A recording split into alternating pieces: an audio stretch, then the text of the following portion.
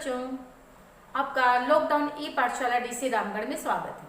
मैं हूं ममता कुमारी सिंह, आप लोगों के सामने क्लास 10th का चैप्टर 8 लेकर के। ये चैप्टर 8 है बच्चों कि जीव जनन कैसे करते हैं।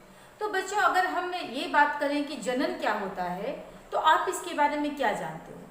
जनन वो प्रोसेस है, वो विधि है जो जीव को, एक जीव अपनी तरह एक दूसरे जीव को, संतति को जन्म देता है। उस प्रोसेस को हम जनन कहते हैं। अगर जनन ना हो तो क्या होगा बच्चों? आप जितने जीव जंतु अपने आसपास देख रहे हो या पेड़ पौधे देख रहे हो, शायद उसकी तरह दूसरा आपको देखने को ना मिले, या फिर शायद आपको दृष्टिगोचर ही ना हो, क्योंकि वो अकेला एक रहेगा तो आपको दिखाई नहीं पड़ेंगे। तो जनन जरूरी है क्योंकि वो अपने समान दूसरे और प्रकृति को जन्म देते हैं, उनको तैयार करते हैं। तो बच्चों, जनन है ये दो तरह का होता है। एक होता है अलैंगिक और एक होता है लैंगिक। हम यहाँ पढ़ने जा रहे हैं। एक होता है अलैंगिक और दूसरा है लैंगिक। अलैंगिक और लैंगिक में फर्क क्या है बच्चों? अलैंगिक में एक ही तरह के लिंग होते हैं, उसमें दो तरह के लिंग भाग नहीं लेते हैं। और ये अलैंगिक जनन के भी कितने प्रकार के होते हैं वो हम लोग देखेंगे। पहला है विखंडन, दूसरा है खंडन, तीसरा है पुनरुद्भवन और चौथा है मुकुलन, और लास्ट में हम लोग देखेंगे कायिक प्रवर्धन। तो बच्चों, विखंडन क्या है? किस तरह से एक अकेला जीव एक से दो हो सकता है, अपनी तरह वो कैसे एक और जीव को जन्म करता है, जन्म देता है। तो बच्चों, ये है विखंडन। विखंडन में एग्जाम्पल हम अमीबा का लेते हैं। इसका नाम आपने अच्छे से सुना होगा। ये यूनिसेलुलर एक कोशिक जंतु है। एक कोशिक का मतलब एक कोशिका से ही बना होता है। तो बच्चों, ये अमीबा है, इसका शेप होता है, इसकी आकृति होती है जो इर्रेगुलर होता है, जिसका कोई निश्चित आकार नहीं होता है। तो फिर इसमें एक से दो जीव कैसे बनते हैं? जब ये अमीबा एक मैच्योर्ड स्थिति में आ जाता है, वयस्क हो जाता है, तो बच्चों ये समान रूप से बीज से विभाजित होना शुरू करता है। जिस तरह से आपने बैलून को देखा है, एक फूला हुआ बैलून है, उसको बीज से दबा देते हो, दो पार्ट में बट जाता है। उसी तरह से अमीबा बीज से दो पार्ट में बटना शुरू होता है। इसके अंदर के जो भी है पार्ट्स हैं, कोशिकांग है, वो भी दो भाग में बट जाते हैं। उसके बाद बाहर से जो उसका झिल्ली होती है जिससे वो घिरा हुआ है, वो भी दो पार्ट में बट के बीच से दबना शुरू होता है, और इस तरह से टूट करके ये दो अमीबा में बन जाता है। ये दो अमीबा बन जाता है। अब इस तरह से एक अमीबा से दो अमीबा बना, इसको विखंडन कहते हैं। अब अगला हम देखते हैं बच्चों खंडन। खंडन क्या है? ये स्पाइरोगायरा में होता है। स्पाइरोगायरा एक ऐसा जीव है जो अपने को टुकड़े टुकड़े में विभाजित कर लेता है, छोटे छोटे टुकड़े में विभाजित कर लेता है। जितने टुकड़े होते हैं वो फिर से एक नया जीव बन जाता है। इसका हर एक टुकड़ा एक नया स्पाइरोगायरा के रूप में विकसित हो जाता है। तो इसको हम जानते हैं खंडन के नाम से। ठीक है बच्चों, अब आइए हम आगे देखते हैं तीसरा है पुनरुद्भवन। पुनरुद्भवन को पुनर्जनन भी कहते हैं। इसका एग्जाम्पल है प्लेनेरिया। इसमें क्या होता है बच्चों? जब इसको प्लेनेरिया को या पुनरुद्भवन में जो भी इस तरह से जनन करते हैं, इसके जीव को अगर हम छोटे छोटे टुकड़ों में तोड़ देते हैं, काट देते हैं, तो ये फिर से, अब समझ लो आप, ये प्लेनेरिया। इस प्लेनेरिया को अगर हमने 2-3 टुकड़ों में विभाजित कर दिया तो इसका हर एक भाग, हर एक खंड इसका एक नया प्लेनेरिया बन के तैयार हो जाता है। और ऐसे जनन की विधि को हम पुनरुद्भवन कहते हैं। आगे हम देखते हैं बच्चों चौथा क्या है? मुकुलन। मुकुलन का अर्थ जानते ही आपको दिमाग में आ जाएगा कि किस तरह से इसमें जनन की विधि होती है। बच्चों, मुकुल का अर्थ क्या होता है? ये मुकुल आप देख रहे हो, इस मुकुल का अर्थ होता है कली। ये कली होती है। मुकुल का अर्थ होता है बच्चों कली।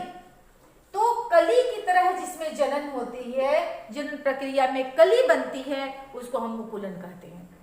अभी आप देख रहे हैं इसमें एग्जाम्पल हमने लिया है किसका? हाइड्रा का। हाइड्रा का यहाँ चित्र से मैं आपको समझा रही हूँ बच्चों। ये है हाइड्रा। हाइड्रा में आप देख रहे हो किनारे से एक कली की तरह निकली हुई, इसी को मुकुल कहा जाता है।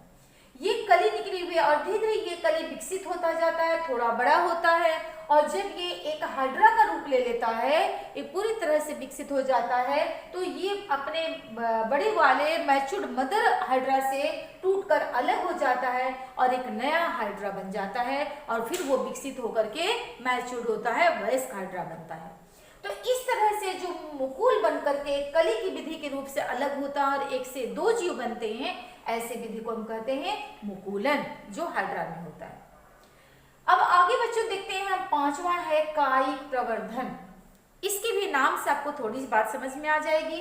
कायिक मतलब होता है कायिक आया है काया से, और काया मीन्स होता है बच्चों शरीर। जो उसका बॉडी है, शरीर है, उसका स्ट्रक्चर है, उससे उसके बढ़ने से, उसमें वृद्धि होने से जो जनन की प्रक्रिया हो रही है, उसको हम कहते हैं कायिक प्रवर्धन। इस कायिक प्रवर्धन में बहुत सारे और स्टेप आते हैं। एक होता है पर्तन, दूसरा होता है कलम और तीसरा होता है रोपण। पर्तन होता है एक के ऊपर एक हम लगाते जाते हैं, लेयर वाला, इसको लेयर्ड कहा जाता है इंग्लिश में। दूसरा होता है कलम।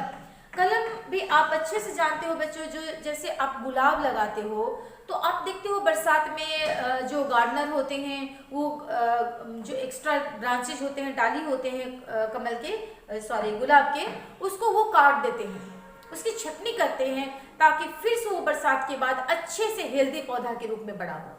तो जो उसकी छटनी होती है, कटनी होती है, उसको जिसकी इच्छा होती है वो उससे ले जाते हैं और ले जाके उस जो डाली है, उसकी ब्रांच है, उसको लगा देते हैं। तो जो इस तरह से लगाया जाता है उसको हम कलम कहते हैं। रोपण भी ऐसी विधि है जिसमें जड़ या बीज से पौधे नहीं हो रहे, उसकी काया से, उसके निकले हुए ब्रांच से ही हो रहा है, ये भी रोपण कहलाता है। और ये एग्जाम्पल आपको कहाँ देखने को मिलेंगे?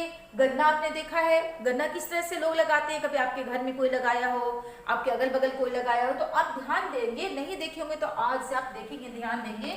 गन्ना के टुकड़ा को इस तरह से जमीन में वो लगा देते हैं और ऐसे लगाने के बाद जो आपने देखा है इसमें गांठ है, आप खाते हो, उसको नोड है, यहाँ से एक नया पौधा निकल जाता है। और इस तरह से एक गन्ना से जितने गांठ होंगे वहां से नए नए पौधे निकलेंगे और इस तरह से इतने सारे गन्ना का पौधा तैयार हो जाता है। और इस तरह से गुलाब मैंने आपको बताया, अंगूर बताया, अंगूर की भी इस तरह से उसकी छोटे छोटे टुकड़ों में काट लिया जाता है और काट के आप लगा दो तो उससे एक टुकड़े से एक नया पौधा तैयार हो जाता है। तो बच्चों इस तरह से गन्ना, गुलाब, अंगूर में कायिक प्रवर्धन हम लोगों को देखने को मिलता है।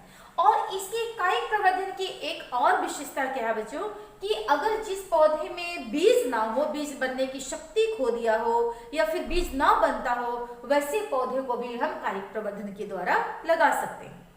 अब इसका एक बहुत अच्छा एग्जाम्पल आप लोग देखते हो ब्रायोफाइलम।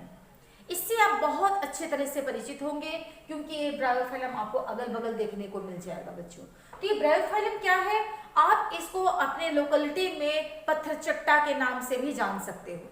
आपके अगल बगल में हो सकता है ये अवेलेबल हो और आपको पता ना हो, तो इसको लोग पत्थर चट्टा के नाम से भी जानते हैं। इसका कारण क्या है? इसका कारण साइंटिफिक कारण है कि इसको पत्थर चट्टा कहा जाता है क्योंकि इसकी जो कोमल पत्तियां होती हैं उसको अगर एक या दो खा लिया जाए तो जिसके पेट में स्टोन होता है, पत्थर हो जाता है, पथरी हो जाता है, उसको ये गला देता है, डिसॉल्व कर देता है, इसलिए इसको पत्थर चट्टा भी कहा जाता है।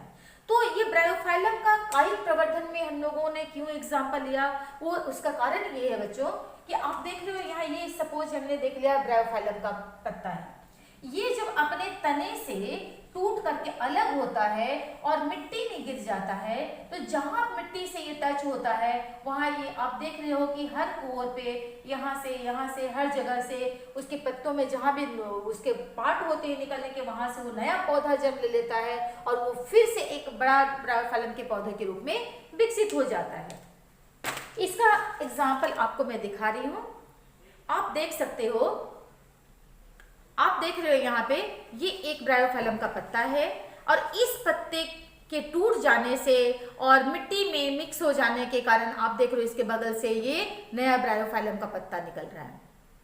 ठीक है बच्चों, ये आपको दिखाई पड़ रहा है। इस तरह से ये ब्रायोफाइलम का ये भी आप देख रहे हो, ये बड़ा पौधा तैयार हुआ है, ये भी एक पत्ते के किनारे से निकल के ये एक नया पत्ता तैयार हुआ है और इसका हर एक पत्ता जब भी ये मिट्टी में टच होगा, मिट्टी में गिरेगा तो इसके हर किनारे से एक नया पौधा तैयार हो जाता है। तो ये आप देख रहे हो, ये कायिक प्रवर्धन का एक अच्छा उदाहरण आप लोगों के सामने में है।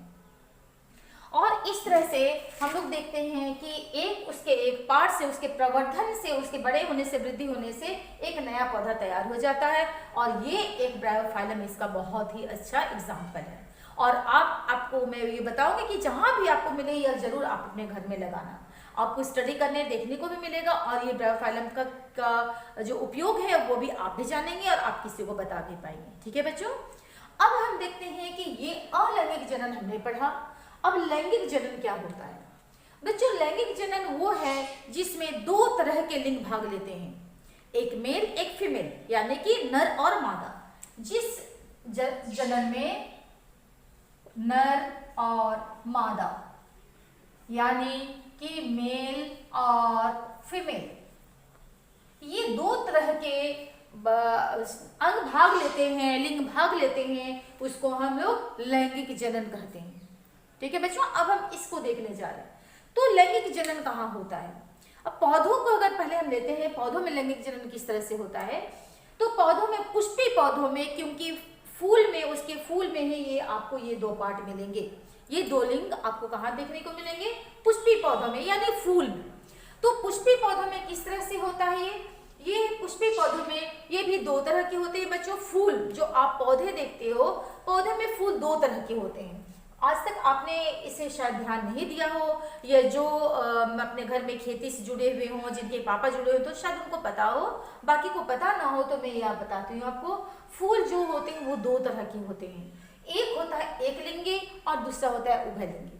फर्क क्या है बच्चों इसमें? एक लिंगी वो होता है जिसमें एक ही लिंग होते हैं, वो या तो मेल होगा या तो फीमेल होगा, या तो नर होगा या तो वो मादा होगा। तो एक फूल में एक ही मिलेगा आपको, एक फूल या तो नर होगा और दूसरे फूल में मादा मिलेगा। ऐसे फूल को हम एक लिंगी कहते हैं। लेकिन इसका एग्जाम्पल है बच्चों पपीता और तरबूज। दूसरा है उभयलिंगी। उभय का अर्थ होता है बच्चों, इस उभय का अर्थ होता है बोथ, दोनों। उभय का मतलब होता है दोनों, तो जिसमें दोनों लिंग उपस्थित हो उसको हम उभयलिंगी कहते हैं। जिसमें मेल और फीमेल दोनों लिंग हो उसको उभयलिंगी कहते हैं। इसका एग्जाम्पल है गुड़हल, जिसको उड़हुल का फूल आप जानते हो, और दूसरा है सरसों। आपके अगल बगल काफी सरसों के फूल पौधे होते हैं, पीले रंग के फूल होते हैं, उसको आप अगर देखेंगे ध्यान से तो आपको पता चल जाएगा कि किस तरह से इसकी बनावट होती है। अभी मैं आपको थोड़ा दिखाना चाहूंगी कि पपीता में किस तरह से ये एक लिंगी होता है। एक लिंगी मतलब एक फूल में एक ही लिंग होता है। अभी बच्चों आप ये देख रहे हो, ये है पपीता का वो फूल, एक ये फूल है और एक ये फूल है। ठीक है बच्चों, ये आपके लोकेलिटी में आप अगर अपने आपके सराउंडिंग में, आपके अगल बगल आपको चारों तरफ देखने को मिल सकते हैं, तो आप इसको ध्यान देंगे। एक ये फूल है जिसमें देख रहे हो आप, ये काफी दूर से तने से लगा हुआ है, इसकी फूल तक की दूरी काफी लंबी होती है। और एक ये आप देख रहे हो कि ये फूल बड़ा है और तने से बिल्कुल सटा हुआ लगा हुआ रहता है। आप देख रहे हो इतना सटा हुआ लगा होता है कि इसमें डंडी हम लोगों को जल्दी मिलता नहीं है।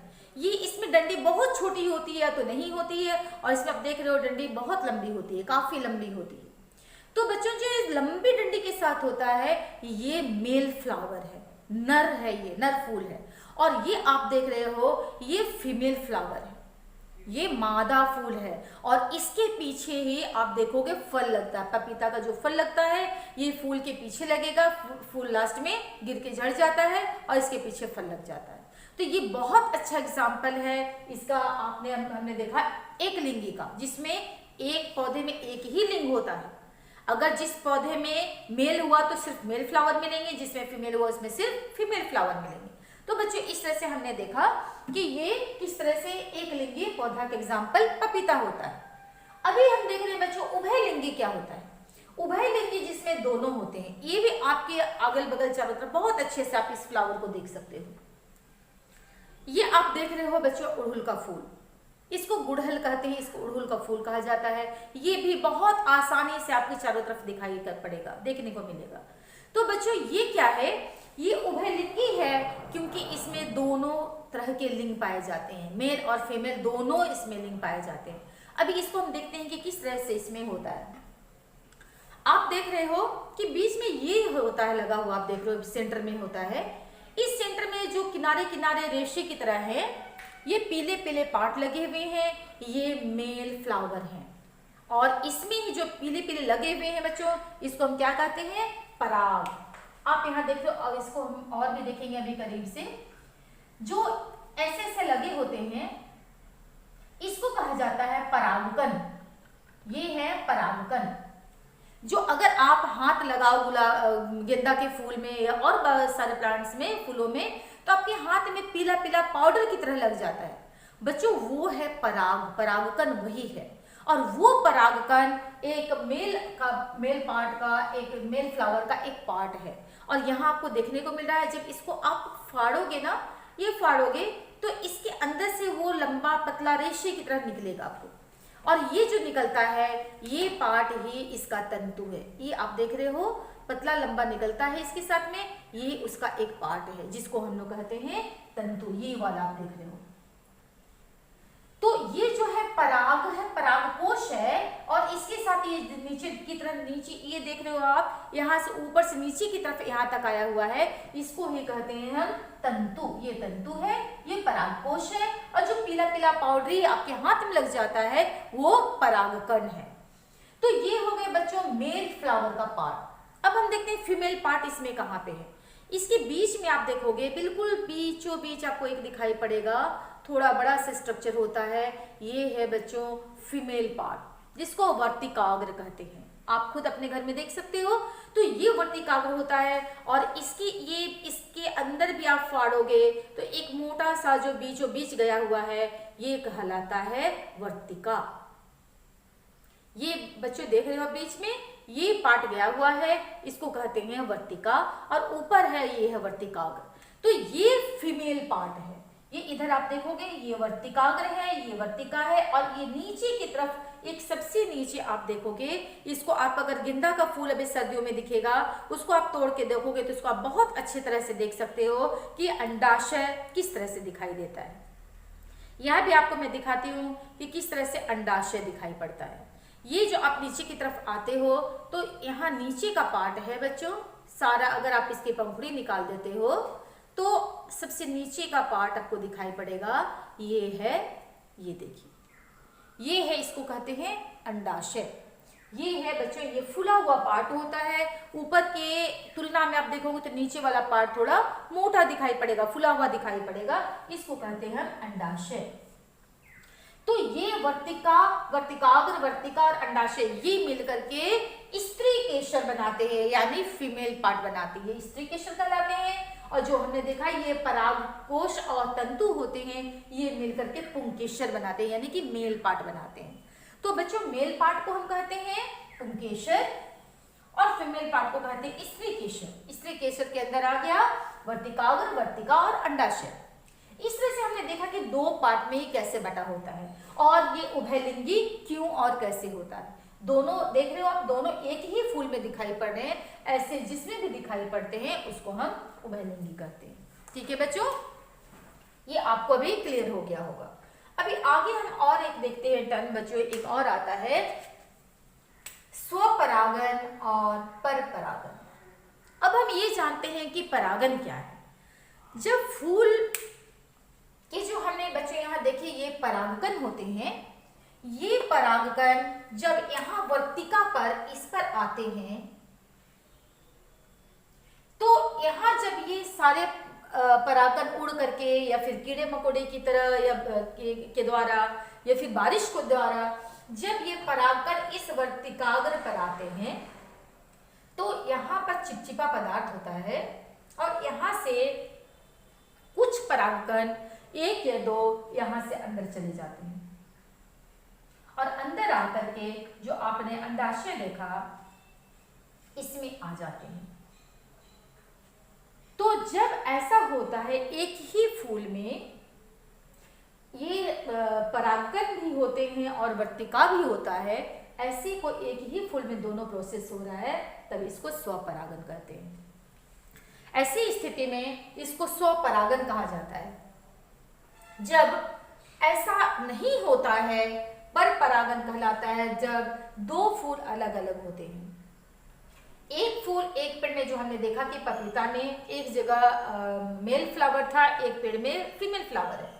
तो ऐसी कंडीशन में जब एक फूल का परागकण दूसरे फूल पर आता है, दूसरे पेड़ के पौधे के फूल पर आता है, तब उसको हम कहते हैं पर परागन। जब दूसरे फूल का पराग इस फूल के वर्तिकाग्र पर आता है और इस तरह से परागन की प्रक्रिया होती है, इसको हम कहते हैं पर परागन। ठीक है बच्चों, इस तरह से हमने देखा कि स्वपरागन और पर परागन क्या है। अब थोड़ा सा इसका अंदर का स्ट्रक्चर मैं आपको समझाती हूँ कि इसकी बनावट कैसे होती है। आपको मैंने बताया कि इसके ऊपर का हिस्सा वर्तिका होता है। ये अब मैंने आपको बताया कि ये वर्तिका होता है, वर्तिकाग्र होता है, ये वर्तिका होता है, और इसके अंदर का हिस्सा ये अंडाशय कहलाता है। और अंडाशय के अंदर यहाँ पे स्ट्रक्चर कुछ इस तरह से होता है, ये इस तरह से होता है। और आप ये समझ ही रहे हो ये क्या है, ये जो हमने आपको दिखाया था, ये फूल का एक हिस्सा है। यहाँ पे आपको पराग कोश मिलेंगे, परागकण मिलेंगे। अब यहाँ पे आप देख रहे हो कि जब वर्तिकाग्र पर कोई पराग आकर के जमा, बहुत सारे परागकण आते हैं, कोई एक परागकण है, ये परागकण है। जब ये परागकण इसके अंदर आता है, यहाँ पर बच्चों कंपटीशन होता है, जो स्ट्रॉन्ग होता है, जो सर्वाइव करता है, वो अंदर आता है। ये अंदर आता है और इस तरीके से ये इस रास्ते से होकर के, इसको हमने समझ लिया कि ये फीमेल पार्ट है, सॉरी मेल पार्ट है, यानी कि पराग है। परागकण को ही आप समझ सकते हो कि वो मेल पार्ट है। ये यहाँ से अंदर आता है और इस तरीके से इस रास्ते से वो अंदर आता है और अंदर आकर के वो इस तरह से अंडाशय के अंदर जाता है और यहाँ जाकर के वो प्रोसेस होता है जिससे यहाँ इसको ओवरी कहते हैं और यहाँ पे अंडा बनने का काम होता है। और अंडा बनने का काम मतलब क्या है बच्चों कि यहाँ पे बीज का अब निर्माण होगा। आपने देखा, इसलिए मैंने आपको बताया कि आप गेंदा का फूल अभी सर्दियों के टाइम में देखेंगे, उसको आप फाड़ोगे तो नीचे इसका ये अंडाशय बहुत अच्छे से आपको दिखाई पड़ेगा, सफेद रंग का गोल आपको मोटा फूला हुआ भाग दिखेगा। और जब फूल सूख जाता है, झड़ जाता है, पक जाता है, तो आप देखोगे नीचे का पार्ट ब्लैक हो जाता है, यानी कि उसका वो बीज आपको अलग साफ दिखाई पड़ने लगेगा। वो क्यों बना? यहाँ पर फ्यूजन हुआ, मेल फीमेल का फ्यूजन। जो ऊपर से आया परागकण ये मेल पार्ट था और पहले से यहाँ अंडा था, इस अंडाशय में दोनों का फ्यूजन हुआ और तब बीज का निर्माण होता है। और ये बीज का निर्माण होता है तभी फिर से नए पौधे बनते हैं। उस गेंदा का फूल में जो बीज बना, उस बीज को आप रख लेते हो, फिर आप मौसम आने पे बिखेर देते हो, फिर से नए पौधे बन जाते हैं और बहुत सारे नए पौधे होते हैं, फिर इस पे फूल आते हैं, फिर उससे झड़ करके नए पौधे बनते हैं। तो बच्चों इस तरह के जनन को हम लैंगिक जनन कहते हैं, जहां पर दो तरह के लिंग मेल और फीमेल पार्ट मिलते हैं और मिलने के बाद फिर से नए पौधे को जन्म देने के अंदर उनके अंदर क्षमता आती है, उसको हम लैंगिक जनन कहते हैं। तो बच्चों उम्मीद है आपको ये पार्ट समझ में आ गया होगा। ये बहुत इंपॉर्टेंट पार्ट है, आपके एग्जाम में आपको आता है, आपको पूछा जाएगा अमीबा का एग्जाम्पल देकर के कि इसमें किस तरीके का जनन होता है, या फिर ब्रायोफाइलम आपको दे दिया जाएगा कि इसमें किस तरह का जनन होता है, या फिर आपको क्वेश्चन ऐसे पूछा जाएगा कि कायिक प्रवर्धन के आप उदाहरण दीजिए, कायिक प्रवर्धन में कौन कौन से पौधे आते हैं, कायिक प्रवर्धन की प्रोसेस से कौन कौन से पौधे जनन करते हैं। तो ये आपको याद होना चाहिए, आपको ये अलग अलग पता होना चाहिए कि अलैंगिक में कौन कौन सी विधि होती है और लैंगिक में किस किस तरह से इसका नाम होता है, इस शब्द का अर्थ क्या होता है, ये आपको पता होना चाहिए। और आप अपने अगल बगल अड़ोस पड़ोस से फूल तोड़ करके इस पार्ट को जरूर देखने की कोशिश करेंगे कि किसको हम क्या कहते हैं और किस तरह से आप इसको आइडेंटिफाई करते हैं। तो बच्चों इस तरह से आज हम लोगों का ये पार्ट खत्म होता है जिसमें हमने जनन के प्रकार देखे, लैंगिक और अलैंगिक जनन। अब अगले पार्ट में हम लोग देखेंगे, अब आज हमने देखा ये पौधे में किस तरह से होता है, अगले पार्ट में हम लोग देखेंगे कि मनुष्य में जन्म किस तरह से होता है। तो आज हमारा ये पार्ट यहीं खत्म होता है। धन्यवाद।